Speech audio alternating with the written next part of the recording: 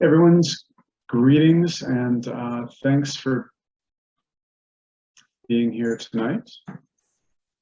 I am Nick Curley, President of the Highlandtown Community Association, joined by Vice President Vanessa and the rest of the board. We've got a packed agenda tonight, so I just want to jump into it, and we will just let folks join us as they come in.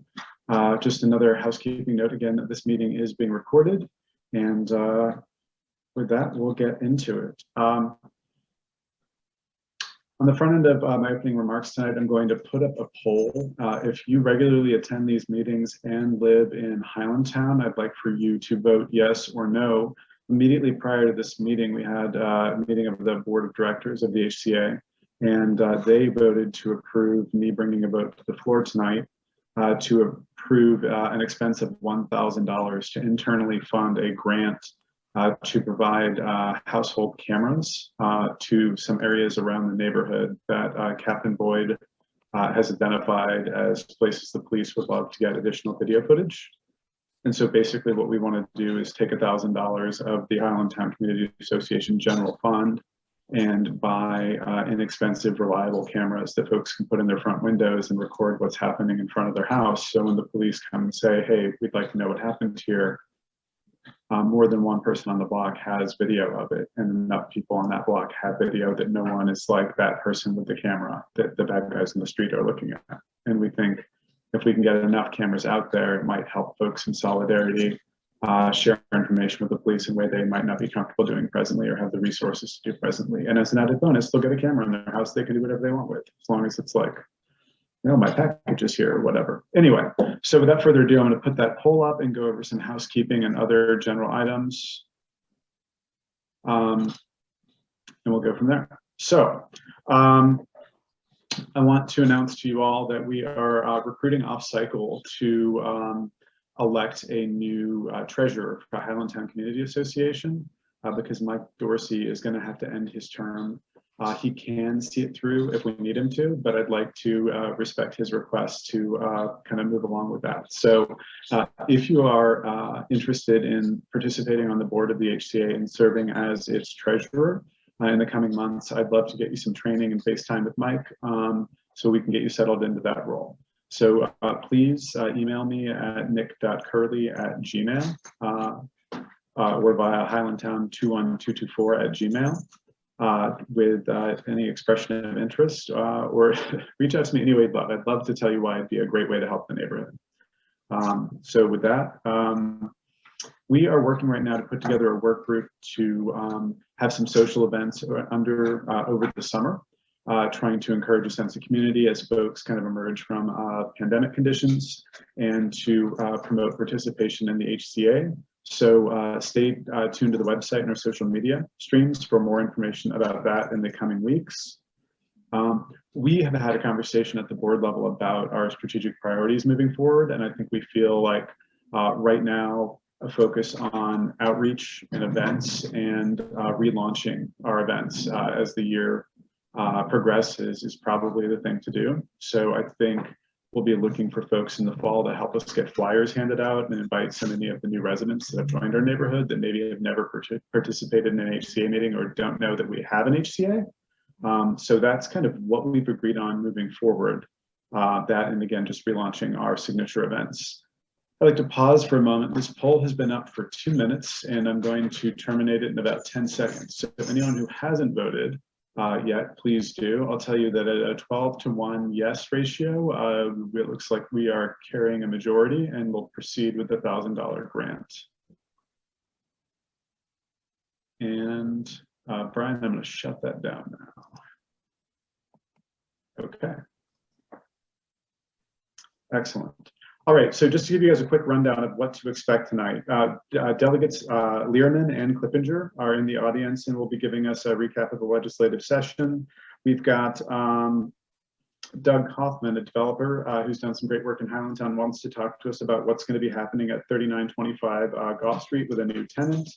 And we've got Baltimore Police Department. Stacy Johnson wants to discuss the consent decree. So those are all things that we're going to address shortly. Really quick, Matt Ackermer, if you're in the audience, I want to generally announce that 400 South Eaton Street, there's a bar called Amigos that is pursuing a license modification, and they're looking for an amusements license.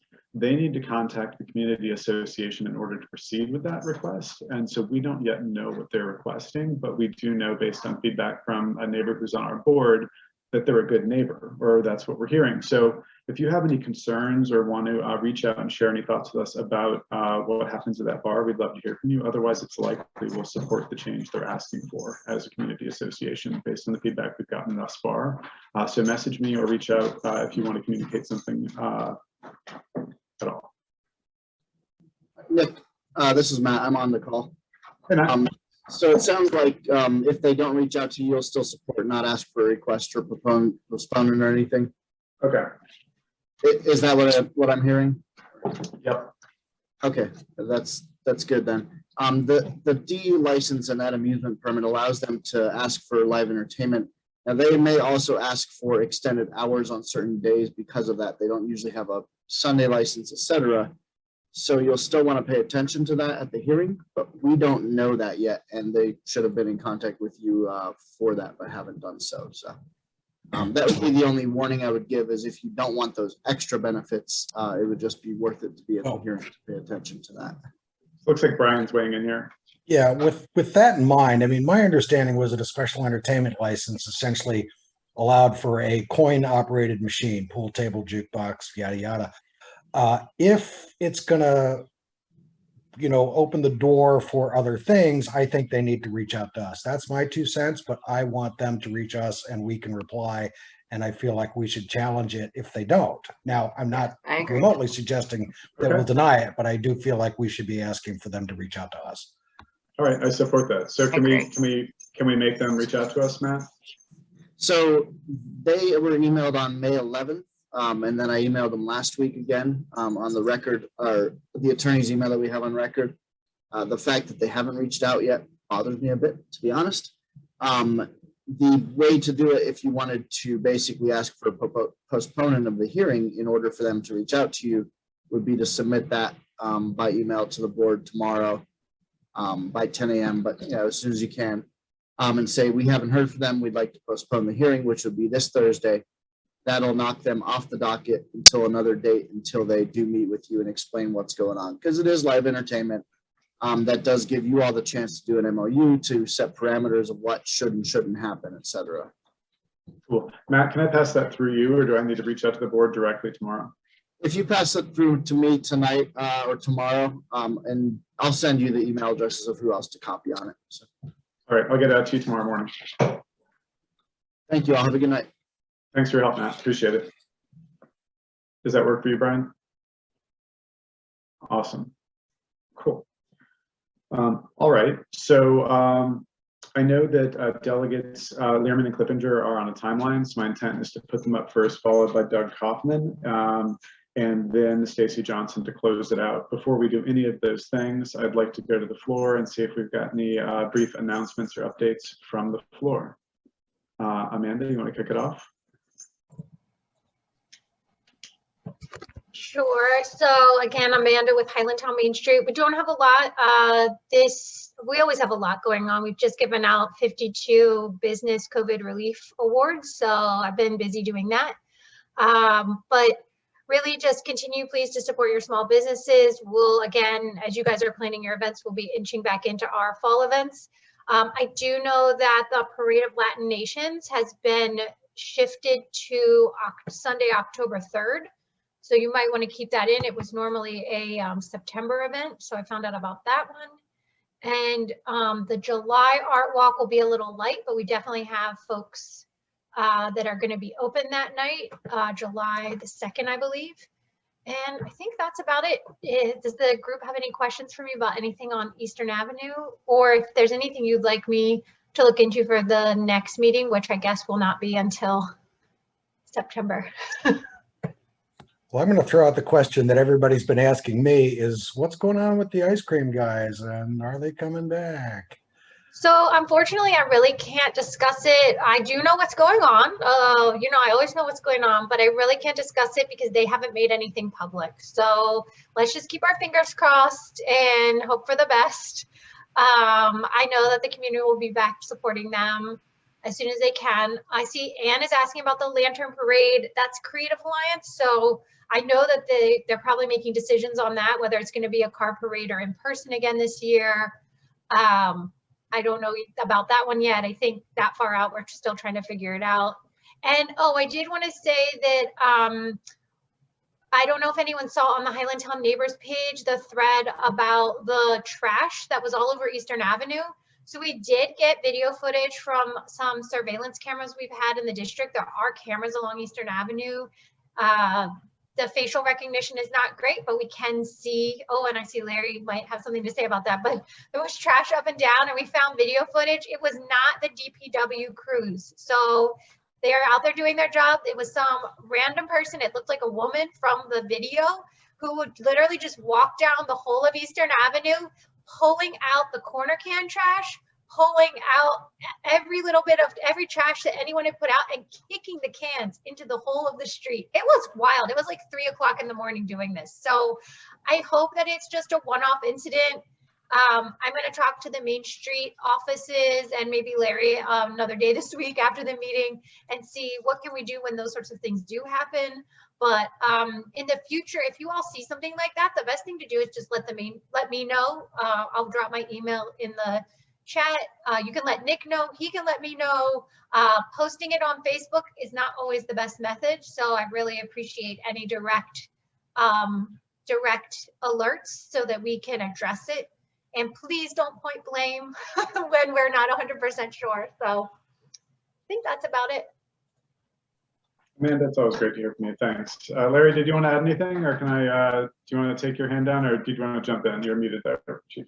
I just wanted to thank Amanda. She covered just about everything that I was going to say about it. The only question I had was about your cameras that you're talking about putting up. If someone wanted to buy one of those cameras along at the same time as you, because I would think that you would get some type of discount if individuals, families, or residents wanted to buy cameras at the same time through what you're doing. Is that possible? Because I'm interested. Yeah, that's a great question. So I don't know the answer to that, but when we figure it out, I can sure let you know. And Larry, based on your address, I'm pretty sure we would give you one of them. Okay. But I'd love your help working on Leverton. I want to see if we can get one in every house there. All right. So to be continued, I'd be glad to follow up with you on that. I have no problem with that. I have some of my Latino neighbors who speak English. Outstanding. And we would walk to the neighbors that don't. Excellent. Well, I'd love your help, Larry. I'll talk to you about that later. Will do. Thank you, sir. Thank you. All right. Okay. Any other updates from the floor before we go to Delegate Learman? I have a question for Amanda. Can you hear me? Everybody hear me? Yep. I can, but Brooke needs to hop off at 7:30, so I'm going to stay on the call, so I can answer it after if that's okay. That's fine. That's Okay. fine. All right, cool. Delegate Learman, if you can hear me, you want to take it away? Sure. Hi, everybody, and I'm sorry I can't stay too long. I'm glad to see you're all dry. Some serious thunder going on outside, but it's great to see all of you. I look forward to seeing you in person soon. It's been great to see some of you out and about recently, and got to see Amanda this morning when we did a meeting of all the Main Street managers in District 46. So I'm Brooke Learman. I'm one of the 3 state delegates representing Highlandtown, including, of course, the great delegate Luke Klippinger, who's on, and the wonderful delegate Robin Lewis. And then our, state senator, Bill Ferguson. Just kidding. He's great too. So it's great to be on here tonight. I'll speak briefly. I put a link to my end of session report in the chat. I think probably most of you know this, but just so you hear it from me, in case I haven't been able to personally tell you, it has been an honor to serve as your state delegate, one of your state delegates since I was elected in 2014. I will not be on your ballot for state delegate next year in 2022, but I will be on your ballot for state comptroller because I'm running to replace Peter Francho to be the next state comptroller in Maryland, which I'm really excited about. So I'd love your help and support. You can visit my website to check out all the things that we have going on, but I will still live here in District 46, so I'm not going too far. So this past session was really focused on, I'd say, relief and recovery. We started off the session with relief with the Relief Act. We passed a big bill, that the Relief Act of 2021 to basically was an emergency economic impact and tax relief package. And it directed more than $1 billion to Maryland working families, small businesses, those who'd lost their jobs. We also increased the state earned income tax credit in Maryland, making our state EITC the most generous in the nation. And we ensured that those benefits are also available to all tax filers, including those who file using an ITIN, who are often our immigrant families. So many of our neighbors in Highlandtown had not been able to be eligible for the EITC, even though they pay taxes and they file tax returns. They just use an ITIN because they don't have a social security number. So now that EITC is available to anybody who files a tax return and pays taxes. And the EITC is one of our biggest poverty busting tools as a state, frankly, because it's money in the pockets of working families. Which is really what people need most of the time. We also overhauled our unemployment insurance system, and because it's been such a challenge over the past years, I'm sure many of you have experienced, unfortunately, we've been inundated with calls, and we created more accountability and oversight for DOL. We increased the wage amount disregarded when calculating a claimant's weekly benefit. We expanded Maryland's work share program and more. We also passed a really robust state budget. So the outlook for state budgets was pretty grim when we came into section, but fortunately we had elected a Democratic president and a Democratic Congress, and they passed the American Rescue Plan Act and really saved us because so much of that funding came to the state level. We were able to include funding for a huge variety of capital projects all over District 46. We secured over $6 million in capital funding for projects from, the Clinton Street Community Center to BMI, to the Peel Center, the South Baltimore Community Land Trust, the Pride of Baltimore, Living Classrooms Foundation, Creative Alliance, and more. So that was really exciting. I worked really closely with groups all around the state, including in Baltimore, to pass a bill that creates the state's first Office of Statewide Broadband. I know that we have many people in our district, around the city and around the state, who are not connected to high-speed affordable broadband, and this became really even more devastating than usual during the pandemic. And yet our state didn't have an office dedicated to fixing this problem. So we now have an office that's dedicated to working with all of our local governments to ensuring that everybody's connected to high-speed affordable internet. And we were able to seed fund that with $300 million to help lay broadband line, to help do benefits for people who can't afford it, to help cities and counties perhaps build out municipal broadband if that's the way they want to go as well. So really excited about that effort. We also passed legislation to finally fund the capital needs of our transit system. The Transit Safety and Investment Act we passed this year, which, as some of you have experienced, unfortunately, our bus system and light rail system and subway system and commuter rail system all break down more than any other comparable system in the nation. And it's because we have not set aside enough capital funding to actually buy the buses and the light rail and lay the track and fix things that we need. And so I was really glad that we could finally pass legislation to fund our transit system. Unfortunately, the governor vetoed it. So I'm hopeful that we will continue building a coalition around overriding that veto next year. The governor also vetoed all of the legislature's legislation on providing more oversight and transparency on procurement. I had a bill, many others had legislation to look at, in an emergency situation, you can't just sort of like accept a whole bunch of test kits from another country and pay a whole bunch of money for them and not tell us about it. and not tell the public where it's coming from and not have a contract. And so we passed legislation to require additional oversight of contracting, and he vetoed all of those bills as well. I'm hopeful and believe that we will be able to override all those vetoes, but it was certainly frustrating to see a governor come out against all these bipartisan bills. I mean, these bills, some of them passed unanimously. So it was frustrating. But we did a lot of big things, focused on recovery and looking forward. Like I said, broadband procurement reform, unemployment insurance, telehealth reform, and more. And Luke is going to talk about a lot of the criminal justice reforms that we took as well. We're really leading the nation on a lot of this work. So I'll turn it over to Delegate Clippinger. Thanks. Thank you so much, Delegate Lehrman. Really appreciate it.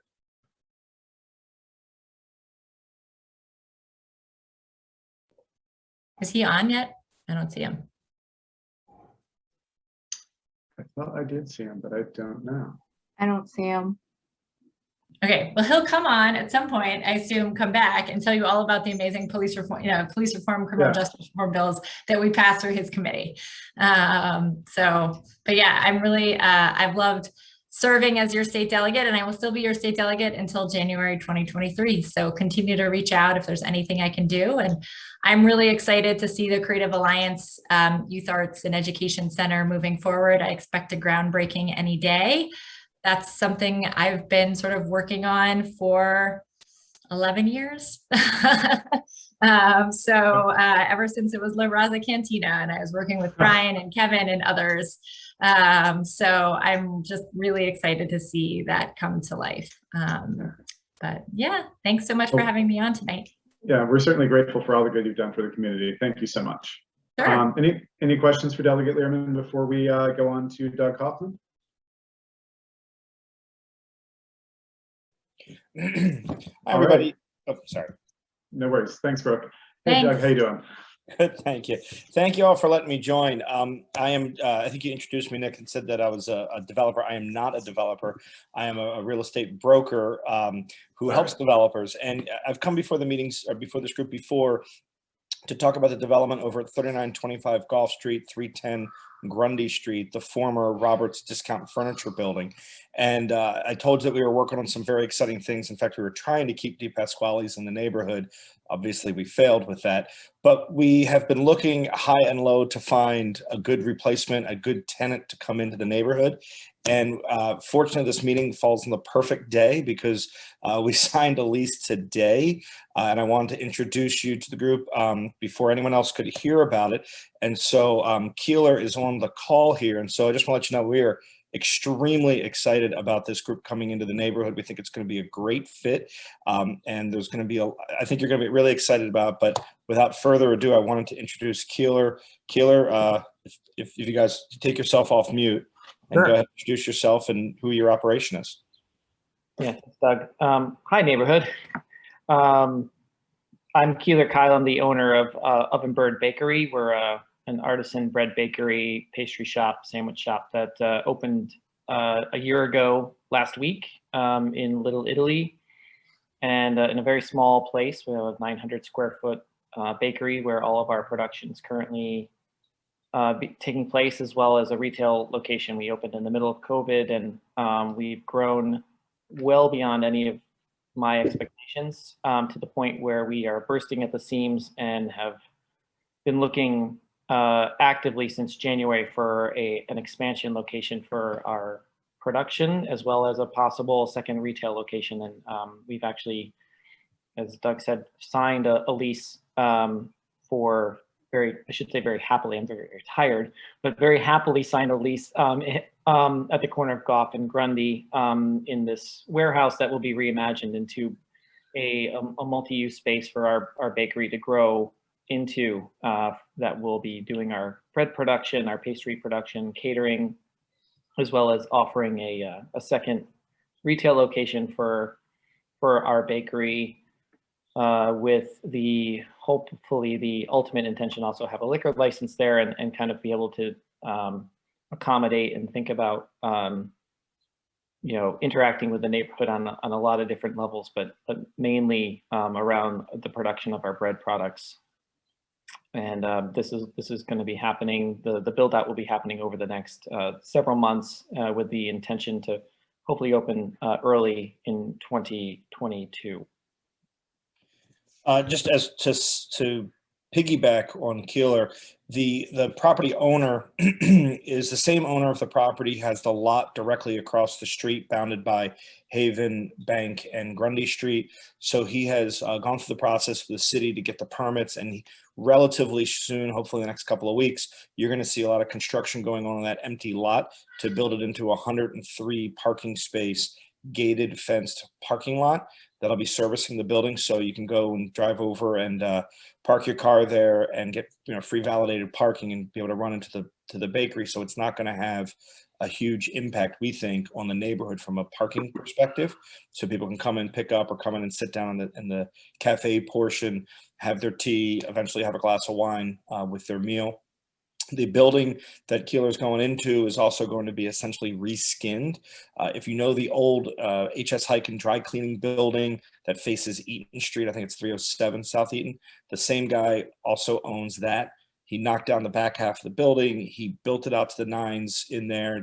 I think it's a gorgeous looking building, wonderful window line. And so it's going to be a very similar kind of a design component that's going to go on this building. So, give us a few more months and I think you're going to see a very different property there. And truly, we could not be happier with Keeler coming in to be the first tenant over there. We are looking at a lot of other tenants right now. We're still trying to find the right mix. I don't have anything else to announce yet, but hopefully in the next couple of months, we'll be able to have something else exciting to share with you. That's really exciting. Sorry, please continue. No, I think the last thing I just wanted to mention, I'm a resident of what I say the Patterson Park neighborhood. I live on the north side of the park, so it's literally like wonderful to be coming into Highlandtown. It's a place that I've been like personally coming into and utilizing as a neighborhood since we moved over here 3 years ago. So I'm honestly was looking to even open here initially. So it's like kind of really fitting that I'm here now. I think also from an economic standpoint, obviously I'm pretty familiar with what Highlandtown looks like and the demographics going on there. We, just so you know, and we've gone from 2 employees to now 20 employees in less than a year at our bakery.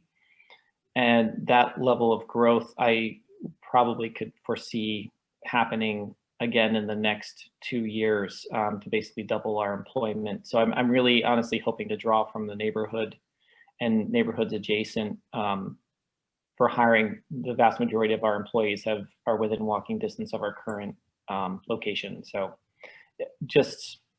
I'm just very thrilled to be able to do what we're doing right now in Little Italy and hopefully do something similar and at a much larger scale in Highlandtown in terms of the square footage we're taking on. So yeah, thanks for inviting me, Doug, to speak today. It's really quite a day. Both the summer solstice. It was really them inviting us. I didn't invite you. They invited us. True, fair enough. And Keeler, just besides being an accomplished baker on his own, from a neighborhood perspective, the original baker from Charmed actually has been working with Keeler since day one of Ovenbird. So if you know him and the great baked goods from Charmed Kitchen, get ready. They're coming into your backyard. Outstanding, Doug. That's awesome. Thank you so much. Yeah, thank you. Yeah, it's very, very exciting. Awesome. In the coming months, I don't exactly know when, we'll probably be coming back to you regarding the liquor license for your support for that. We've talked about this issue in the past, more specifically for Di Pasquale's, but at the appropriate time, we'll be coming back to you to let you know what it is. It's not going to be a bar. It's going to be a place to go have a beer or a glass of wine or something like that as you have your sandwich or your scone or what have you. Yeah, I look forward to it. And I highly recommend the spicy fennel bagel. It's the greatest bagel I've ever had in my entire life, and I have eaten a lot of bagels. Noted. Excellent. Well, thank you so much, Doug. Anything else you want to add before we move on to see if Delegate Clippinger in the house? If anyone else has any questions, we're happy to answer any questions for you. I'm sorry, what's the name of the shop again, Doug?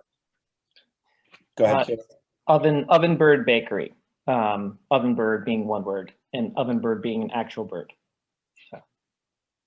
Outstanding. I just learned today there's a bird that makes nests that looks like an oven, So and like it's the local to this area. Is it like the precursor to Peruvian chicken or something? No. Exactly. We're not doing rotisserie chicken yet, but that comes up sometimes. Yeah. I never say never. All right. Cool. All right. Well, thank you so much, gentlemen. We're super excited and look forward to updates. So please come back and see us soon. Thank you very much. Thank you all. And thanks, Mark Lennon. Thanks for dropping the link in the chat. All right. So I have not yet seen Delegate Clippinger. So let's go ahead and move on. Nick? I have a Yes, quick Larry. question. I had a Shoot. quick question for, is that Keeler or Kyler? Kyler. I hate to mess up. Hi, Larry. Sorry. It's Keeler. Oh, damn it. Yeah. Just And you're a developer, right? No, just kidding. All Sorry. right. Okay. I just want to find out, are you going to be taking, you said you're going to be looking for new employees and stuff. Are you going to be taking applications so that you'll have a group of applicants to possibly fill positions as they come about? Or are you going to advertise and later on do something? That's a great question, Larry. Right now, because we're a few months away from any sort of, like, we'll say personnel build out on the space, we'll probably be starting to recruit any new employees come the late fall, and then kind of over the holidays when we anticipate actually opening. We also will be moving some of our employees from our current location over, especially on the production side, but we'll definitely immediately need to be adding additional personnel if we're going to do any sort of retail presence there. So there'll be immediate hires as soon as we open. Okay, thank you. Oh, you're welcome, of course. Awesome. Thank you both, gentlemen. Lisa Fink from BPD, are you available and ready to talk about our consent decree? I am always ready to talk about the consent decree. Awesome. I'd like to ask though, because it's a lot of content, how much time would you like me to talk about the consent decree? 11 minutes. 11 minutes. All right, I will do my darndest. I actually do have a PowerPoint, if you don't mind allowing me to share my screen. Not at all. I'm going to queue you up as a co-host now. Thank you. Let me see if I can figure out how to share the presentation without sharing the notes. Let me see.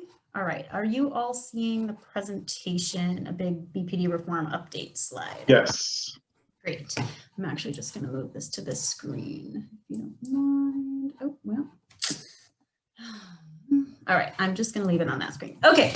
Hi, everyone. My name is Lisa Fink. I am joining you from the Baltimore Police Department. I have been working specifically on the consent decree since September 2017.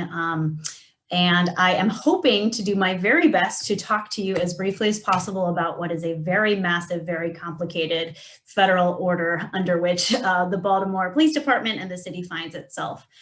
So today, my goal is to just give you a bit of an overview of the consent decree, of kind of how it works, a bit of the process of actually coming into compliance with this massive document, and then where we are as it stands, and then end off a brief Know Your Rights section.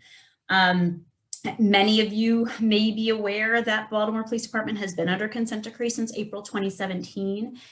It is being, basically it's a court case between the Department of Justice, the Federal Department of Justice against the City of Baltimore and the Baltimore Police Department. It is being overseen by a federal judge in the District Court of Maryland named Judge Berdar. And we have a team of monitors that are basically a team of experts that represent the judge on the ground. You know, if Delegate Clippinger does come on, he will talk to you about police reform and what has happened in the legislature. Just know that BPD has actually done a lot of the work that is called for in the new legislation already because of our obligations under the consent decree. So let's try to move into this. This decree, as I said, is kind of an agreement between two parties basically two disputed parties without any sort of admission of liability or guilt.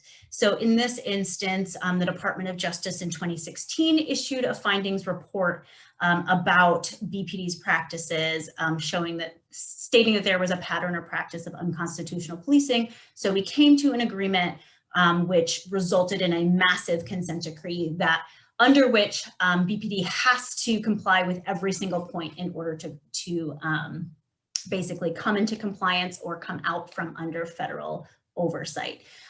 Because this is a federal order, it means that it is our law of the land. The consent decree will not go away, no matter the president, no matter the mayor, no matter the police commissioner. We have an obligation to fulfill its requirements, no matter kind of who is in power. But part of that is because it is such a massive decree, there are so many requirements, there is no official end date. We are done with the consent decree when our federal judge tells us that we have complied with it. So our decree is massive. It's the biggest one that has ever been signed. It is 510 paragraphs with over 1,000 actions. So as you can imagine, there is a lot of work to do. There have been several departments across the country that have been under decree since the 90s, including LA, Seattle, New Orleans, and many others. But we've got a pretty towering task ahead of us. So I kind of described a little bit of the structure. We've got a judge who oversees it with the Department of Justice and the monitors, being very closely watchful to ensure that we are complying. One really important thing to know is that a consent decree, and our consent decree specifically, is not a check the box approach and cannot be a check the box approach. Not only are the monitors assessing and ensuring that we have complied with every single line and provision of that decree, but we also have to show that it's sustainable. And our judge, Judge Bradar, is really invested in ensuring not only that we're doing what is called for in the decree, but that it's sustainable. And we being BPD, goes and reports to the judge every single month and has a quarterly report once a quarter to the public, to the judge in front of the public to let him know our status. So the reason why it is so hard to talk about this in 11 minutes is this is an overview of all of the topic areas that our consent decree covers.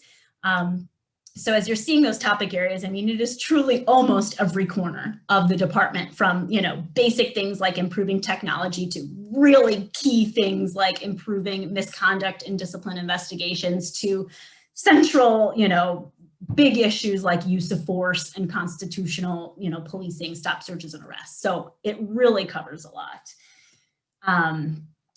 A little bit of kind of how we are getting to that point of compliance, which is our key word, in all of those different topic areas, is through this process of, in each topic area, we tackle the policies that BPD has, or we create new policies if BPD doesn't have it, to touch on those topic areas, ensuring, number one, that they actually comply with the consent decree's requirements, also ensuring that they are consistent with best practices in policing.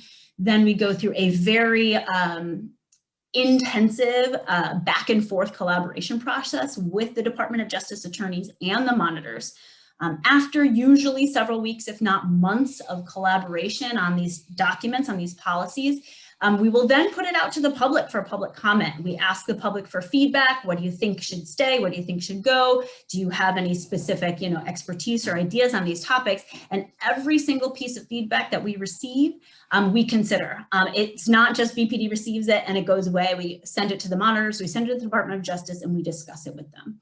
So after we've gotten to a place where we feel great about our policies, then we have to train our entire department on these policies. We have to show them how to put the policies into practice, and we're doing so through much more adult-based learning, scenario-based training than has ever been done before. I'm sure you can imagine, up until recently, BPD kind of had some rote read from the PowerPoint training that no longer flies, thankfully, because it means that our officers are actually getting more experiential training. So once we've trained all of our officers on these new policies, then we actually hit play, we publish the policy, and then we start doing what we're required to do, which is assessing performance. Are officers actually complying and following through with these policies? So here's just kind of another way to look at that process and how we come about activating a policy and assessing our compliance. What you might be thinking, which is absolutely the case, is, wow, this is really intense. There is so much that goes into activating one policy, which is very different than how it was a mere few years ago.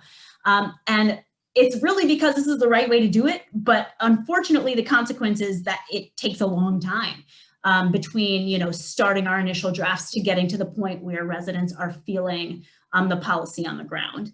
I am going to talk to you in a little bit about where we are with some of those policies, so you should kind of have a better sense of what people should be feeling right now. Oh, and that time is now.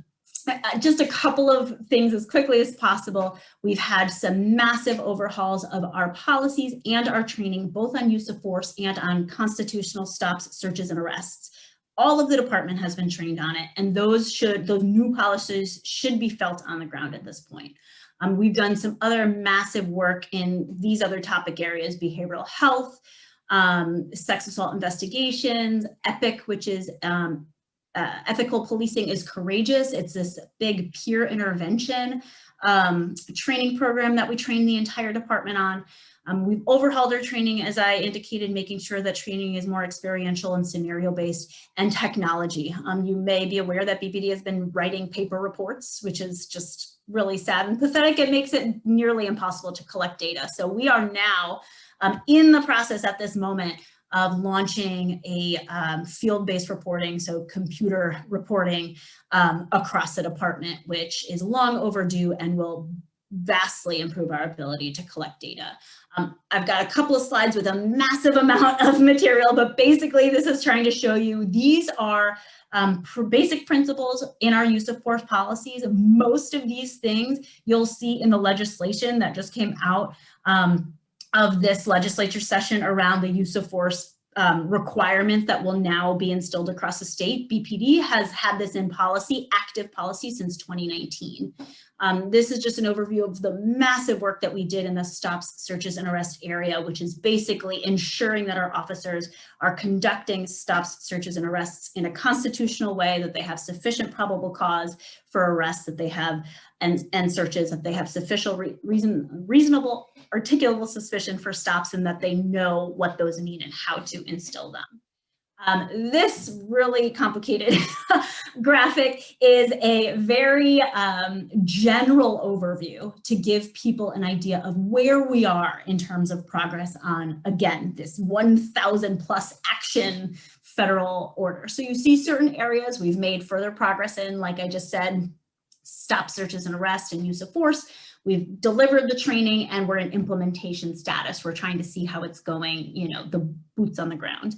Other topic areas, for example, employee performance. We've finished the policies, but we're only just starting the training. So this is a very broad generalization. There's a lot of detail in this decree, but it's supposed to give the public a picture of where we are in our process. And of course, our goal is to get this all green. Here is just a quick info page for how you can follow us and get involved. Social media is probably the best way to do so. We also do have a newsletter, so if anyone is interested in receiving that newsletter, and I can put it in the chat, but you can email cdimplementation@baltimorepolice.org. And again, I'll put that in the chat. And the last 1 minute, I have no idea how long I've gone, but if you let me talk about Know Your Rights for 2 minutes, I'd love it. Thank you. So really quickly, one of the big policy updates that we've done is, oops, my screen sharing stuff.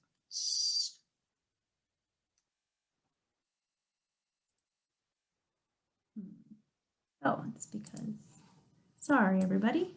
Anything I can do to help? Let me see if I can get that screen back. Share screen. Here we go.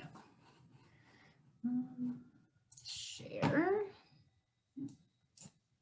Thank you so much. And I promise you I only have 2 more slides. And let me see if I can get this slideshow from current slide. All right, procedural justice. You see that? Great. One of the big policy updates that we did is we created a procedural justice policy, which is something that BPD has never had.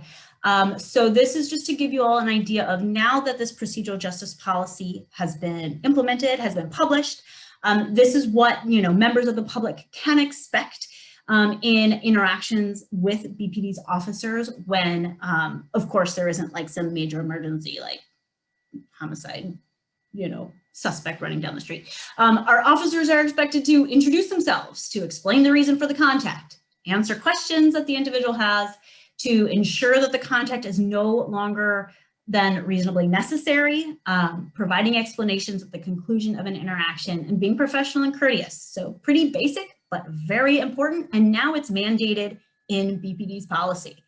The other piece that we, super important for us to share with the public, basics about if stopped by a police officer, what to do to ensure that the interaction stays even keel, doesn't escalate, and everybody can go hopefully on their merry way. If stopped in public, please don't run, make sure hands are visible, don't resist or lie to an officer or give false documents. If you choose to remain silent, you can do so, but you can let the officer know that you're choosing to do so, and please do so in a calm fashion. You have the right to refuse a search of yourself, your home, or your belongings. An officer can do a weapons pat down if they believe that someone is armed and dangerous. And then, of course, if someone is actually lawfully arrested, an officer does have the right to do a search incident to arrest. If someone's driving and pulled over by an officer, you do have the right to remain silent. A passenger has the right to remain silent. The passenger can ask if they're free to leave, and if the officer says yes, the passenger can do so. And if the driver is requested for their license and registration proof of insurance, you must provide it. That is required by Maryland law if you're driving a vehicle. If arrested, please do not resist arrest. Express to the officer that you wish to remain silent and ask for an attorney. If you can't afford an attorney, one will be provided free of charge. You don't have to sign or say anything without the advice of a lawyer. And if you do choose to make a call to an attorney, the police cannot listen in. Okay, I'm sure that was over 11 minutes. Of course, I'll stick around to the end if anybody has any questions. I'll put in the chat the CD implementation email address. And of course, I'm happy to answer any questions now if there's time and anyone has any. Outstanding. First of all, great job with the timing. Everyone, does anyone have any questions for Lisa Fink about the consent decree or anything she just talked about?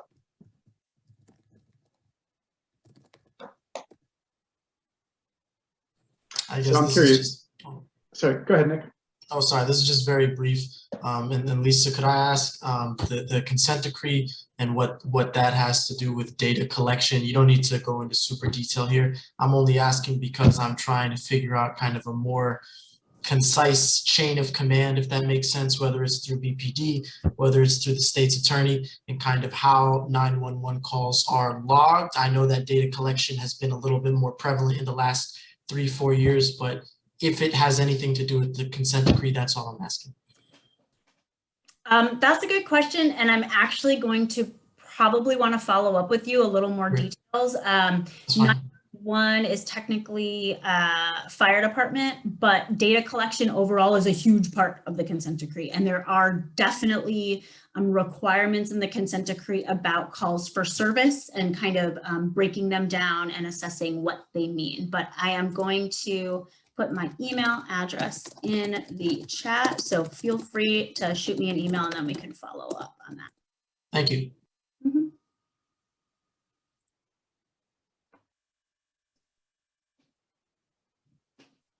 Any other questions for Lisa?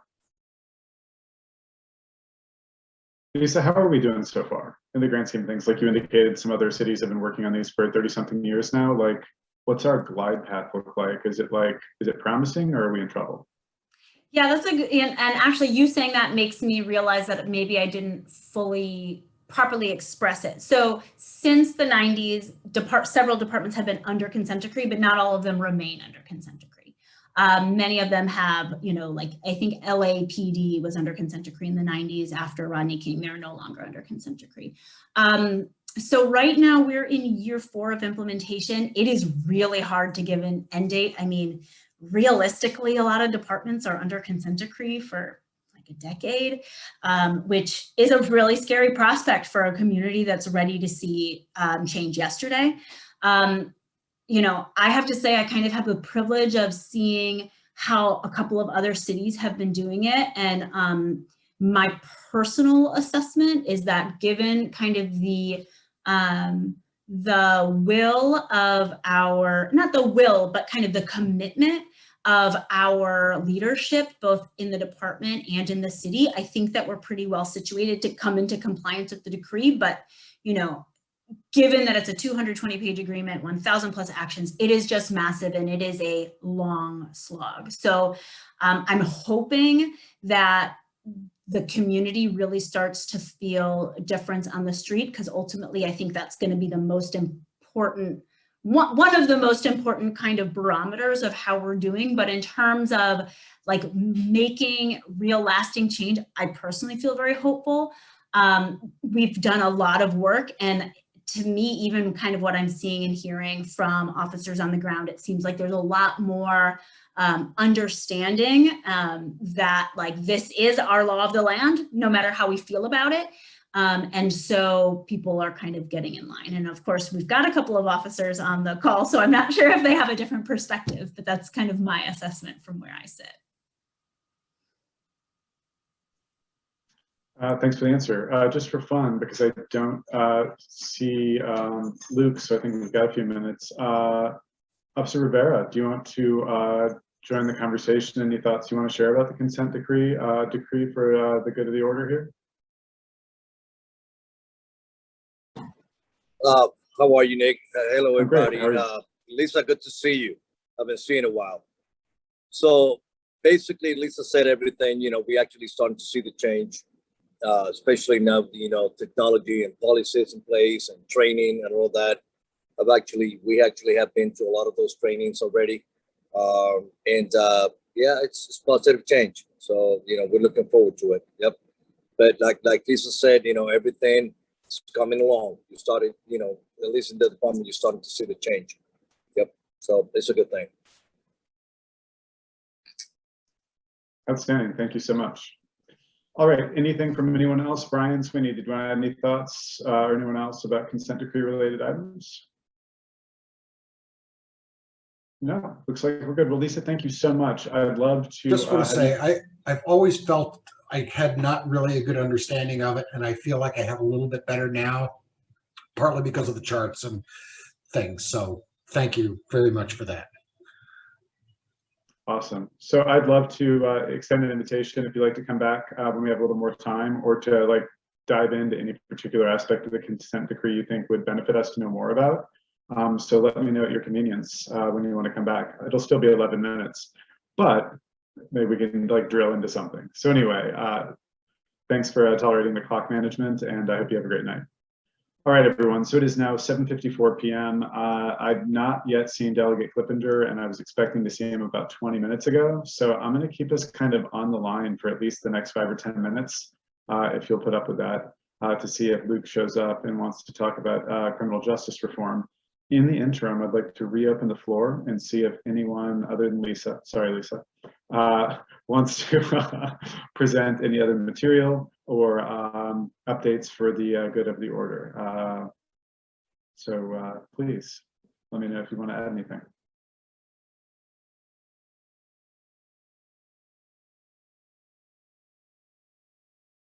I'll mention in the interim also, since Nick Machado is in the audience, that the HCA board and a couple folks from Comité Latino and we're going to get together later this week for a kind of a smaller invitation only meeting to try and better understand the lay of the land with respect to outreach to the Latino community, and whether or not we have the ability to incorporate translation services into our meetings next year. So I don't think we know any answers yet, but we've invited some folks who have tried to help other community associations in Baltimore address those challenges / questions. And we're generally looking to launch a broader outreach campaign as we move into the fall and corresponding with kind of the reopening of the world. So stay tuned for updates following that meeting. But we're trying to do the best we can here. Thanks, Larry, for the update from DPW. Right. I'm going to make one final call for updates, questions, comments, or concerns, and then I guess we will move to end the meeting. Before I do that, I'd like to restate our urgent need for an interested candidate for a treasurer to sit on the HCA board so we can responsibly account for our miscellaneous expenditures and have a steady hand at the wheel of our multiple bank accounts. And for grant and tax reporting purposes, it's important that someone competent and interested be in that role.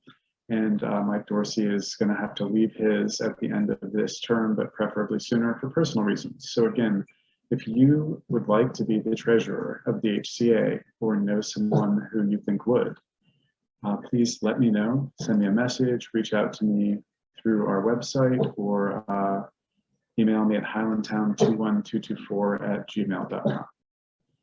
All right, final call from the floor. Anything else? I guess not. Thank you so much, everyone, for joining us tonight. Great meeting. We are off for the summer and will return in September. I'll be working with a small group of board members to plan our meeting strategy for the fall, but at the rate we're going, it appears that we will either do an in-person meeting or a hybrid meeting at a location that is yet to be determined, so that folks have some options depending on where we are with the pandemic. But again, we're moving in the direction of meeting in person. And to that end, keep your eye on the HCA website and social media feeds, as we will be hosting a variety of happy hours and kind of social get-togethers over the summer so we can rebuild our social interaction muscles. Anyway, thanks everyone for joining. It's been a pleasure, and have a great night.